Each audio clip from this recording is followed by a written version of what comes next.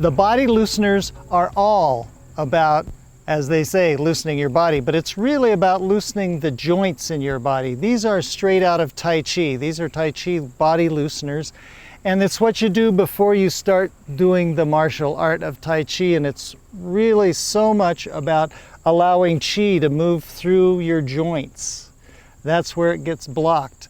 If you want to move energy through your body, whether you're running, whether you're walking, whether you're doing Tai Chi, you want to make sure that your joints are loose and open. It's a lot about relaxation. So this is to really set yourself up. You do these before you go out to run, before you even warm up. So the first thing you do when you start body looseners is to just really shake your body out. So they're just relaxing themselves. Shake out. And then the first body loosener that you want to do is ankle looseners.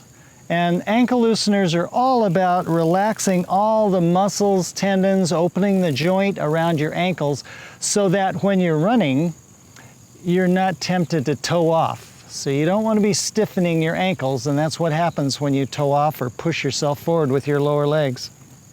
So I'm going to turn sideways to the camera and get into your best posture stance, and then have your knees together, your feet parallel, and then with your knees in the same place, just bend your knee and put your toe on the ground.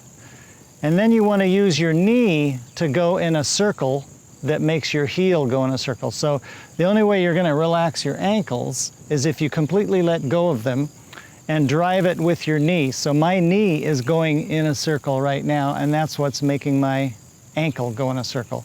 So I do a few one direction, and then I go the opposite direction.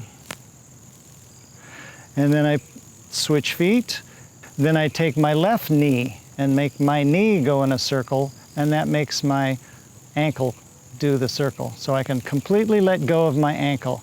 Good, so that's ankle circles. And then you can always shake your ankles out again after you're done.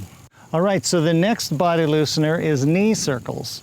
So what you want to do is put your feet together, and you want to support your upper body with your hands on your just above your knees. And you want to have your knees go in a circle, but you want to straighten your knees at the back. So you can see my knees are going in a complete circle. If I turn sideways like this, my knees are bent, and then they straighten at the back. They bend in front and they straighten at the back. So I usually do about 10 one direction, and then I do 10 in the opposite direction.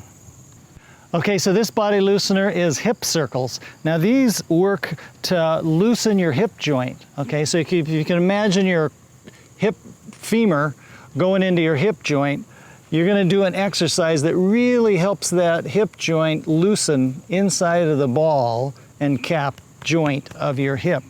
What this does for you is that it really gives your hips mobility. It helps to relax all the muscles inside of your pelvis and around your pelvis so that you have more range of motion and more fluidity in your pelvic area, okay? So how you do this is you have your feet hip width apart and parallel. And I'm gonna start you off nice and easy with the first one.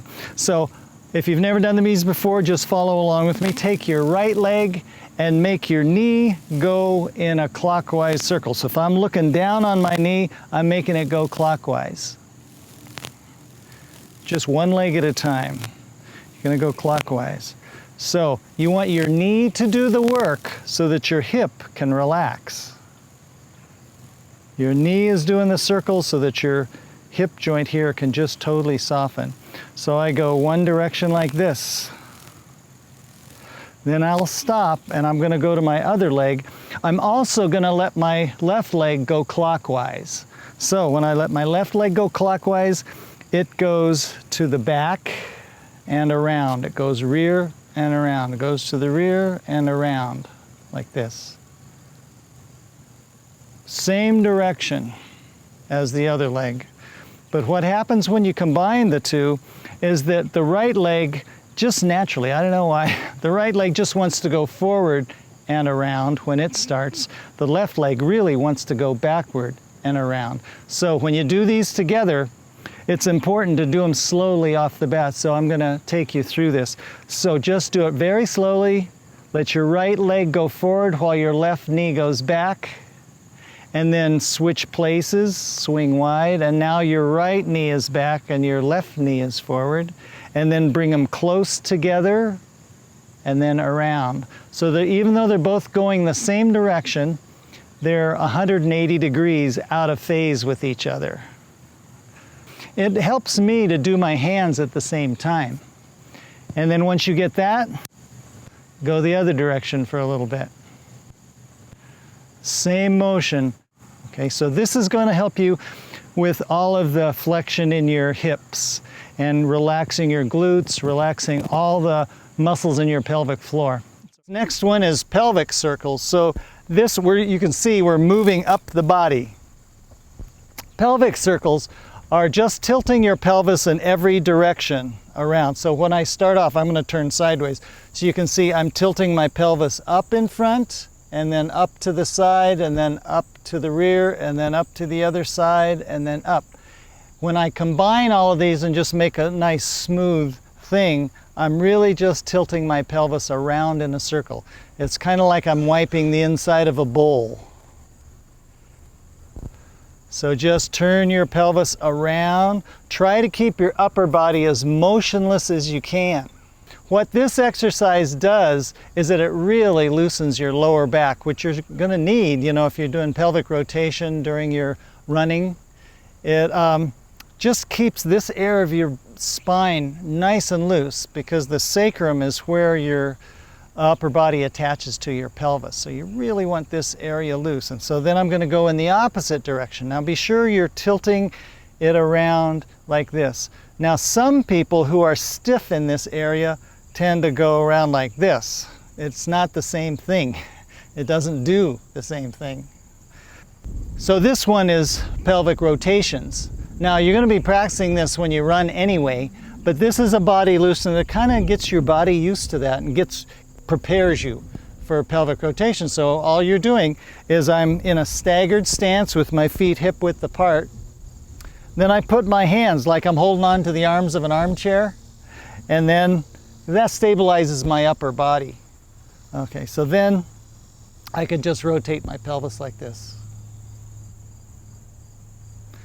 And just really try to, again, keep your upper body really motionless. My arms, that's why I'm hanging onto the armchair. I want my upper body to be motionless. I want my whole lower body from T12, L1 on down rotates. So you can see I'm doing that. And then I can switch sides and just rotate my lower body.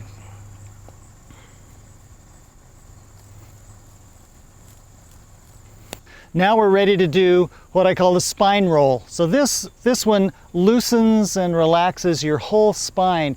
It also brings your attention to your spine so that you can feel this whole section of your body while you're running. It trains you to feel really erect, but it also trains you to feel what it feels like to have a nice flexible spine and to also be connected from the top of your head to your tailbone. It's this wonderful area of your torso that's so important to pay attention to always when you run. So I'm going to do this sideways to the camera. So start with your feet hip width apart. Now this is one of the few times when I tell people, okay, it's okay to lock your knees. So if you're a knee locker, you're right in here, okay? So you can lock your knees, and what you want to do is I put my hands right here on the inside of my groin, okay, just below my pelvis, and I'll get my posture nice and tall, and then I hinge at my hips. You don't want to bend at the waist, you want to hinge at the hips. So I'm keeping my upper body totally straight, and you only go over as far as your hamstrings allow. So when you bend over, you don't want to bend over and let your head go down. You want to reach through the crown of your head and bend at your hip joint so that you keep your back flat. If your back starts to arch, you've gone over too far. And then once you get into this position, you want to take your hands and push that way like you're trying to straighten your elbows. So you want to push your pelvis one direction while you're reaching through the crown of your head in the opposite direction. So it's kind of like you're lengthening your own spine. And just push for like 3 seconds. And then soften your knees. Be sure you bend your knees. Soften your knees and flop over. I see a lot of people who, when they flop over like this. That's not right. Relax your neck. So just flop over. And then you want to uncurl yourself. So lift yourself up one vertebra at a time, starting at your low back and working your way up. So I'm just dangling my whole upper body, but I'm slowly straightening myself up one vertebra at a time. Keeping my chin down, my shoulders down, and slowly uncurl myself. And the last thing to come up is my chin. So this one's the spine twist, I call it, because it loosens all the connective tissue all the way up and down your spine, which is really good, especially if you're doing pelvic rotation as you run. It just keeps your spine more pliable in all directions. So to do the spine twist, I'm going to start off facing you because I want to show you the parts of it. So you start off with your feet together for this one. Okay, there's not many where your feet are just flat together. Most of them are hip width apart, so straight together. And what you want to do is your pelvis should always stay pointed forward and your upper body will twist. So put your hands behind your head and interlock your fingers. You can see I can do it this way. So then what you want to do is interlock your fingers, and then all I'm going to do is just turn my body one direction, and I'm going to keep my pelvis pointed towards the front. So as I turn this way, I have to create a little bit of push on this hip, so that when I go this way, my hips stay in the same place. When you get as far as you can, then you want to drop your lead elbow and let your other elbow go up in the sky. And you want to look down. When you tip over, you want to look down and see if you can see your opposite heel. So that's what I'm looking for. I'm tipping over to the side, twisted, then I come back up. And now I twist to the other side, keep my pelvis pointed forward as I get as far as I can. Then I drop my lead elbow and let the other elbow go up in the air. And I'm looking for my opposite heel back behind me. So remember, do 3 of these, and it really keeps your spine pliable. It also helps stretch and relax your trapezius and your latissimus dorsi, this set of muscles in here. So you can see as I'm going over like this, it really helps to loosen and open up those muscles of your back and your shoulder. So it really helps to free up your arm swing is what it does. This last actual loosener is the shoulder loosener. So we've worked our way all the way up the body. This one, you want to start by staggering your stance because you're going to be rotating your upper body. You want to have a good stable base. Now the shoulder looseners, it's obvious what this does for your running. As you're swinging your arms, you want to have really relaxed shoulders. I don't know how many people I run into that say, you know what, the worst part of my running is my shoulders end up being like this high, you know, and they come back with a stiff neck, with stiff shoulders. These shoulder looseners, before you even take your first step running, loosen your shoulders so they remind you to keep them nice and relaxed, but also your range of motion really nice. So these are to completely loosen your shoulders. So what you want to do is start with a staggered stance. So one foot's in front of the other, and they're still hip width apart, so you're nice and stable. And then just let your arms dangle. Now this one is done from the dantian. This is one where in order to allow your shoulders to relax, you move your body from your dantian. So I'm putting my mind down into my dantian, relaxing my arms, and all I'm going to do is just turn my dantian one way and turn it the other way. I have no tension in my arms at all. I'm just rotating my body from down here. That's where my focus is. So I see some people that do shoulder looseners like this. Does that look like I have loose shoulders? So you want to drop your shoulders, drop your arms, let them just dangle. So then as I move my dantian a little faster from one side to the other, you can see my arms kind of flail against my sides. So you want to get a little momentum, really turn your dantian, really turn it so that your arms can really swing, and it'll completely relax your shoulders. Now, one thing to remember is when your arms are relaxed, you want to bend your elbow as it comes around your body. So it goes up against your body like this. It wraps around your body. You don't want to keep this arm straight like this because you could pull your rotator cuff, okay? So if you relax your arms, let them wrap around your body, it's much better. Okay? So you do it on one side and then you do it on the other side. You always want to be balanced. And let your arms just slap against your body. Gives you a good kidney massage.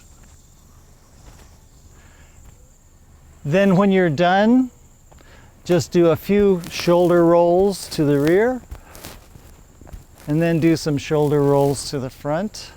So you're bringing them around in a circle, both directions. Good, just really get them loose. And remember, keep them low. Keep them low, loose, relaxed. So that's the last of the body looseners.